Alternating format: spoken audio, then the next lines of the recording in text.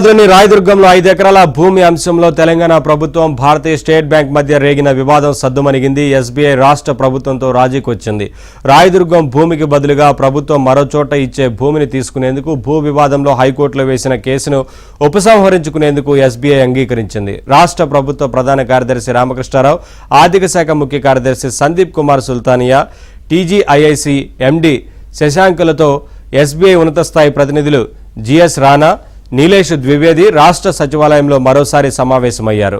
రాయదుర్గంలోని 5 ఎకరాల భూమికి ప్రత్యామ్నాయంగా మరోచోట భూమి ఇస్తామన్న ప్రభుత్వ ప్రతిపాదనకు ఎస్బీఐ అంగీకరించిందని సమావేశం అనంతరం రాష్ట్ర ప్రభుత్వం ఓ ప్రకటన చేసింది.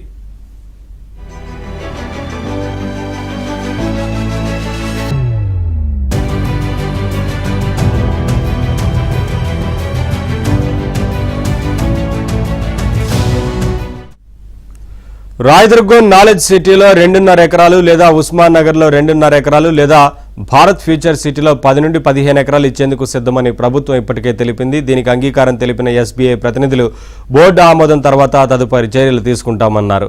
హైకోర్టులో ఉన్న కేసును ఉపసంహరించుకుంటామని వెల్లడించారు. నిజానికి గతంలో తాము కేటాయించిన 5 ఎకరాలకు ప్రత్యామ్నాయంగా వేరే చోట భూములు ఇస్తామని రాష్ట్ర ప్రభుత్వం గత నెలలోనే ఎస్బీఐకి తెలిపింది. ఎస్బీఐ ప్రతినిధులు మే 12న ప్రత్యామ్నాయ భూములను సందర్శించి సానుకూలంగా స్పందించారు. కానీ ఉన్నతాధికారులు అంగీకరించడం లేదన్న కారణంతో నిర్ణయం మార్చుకుంది.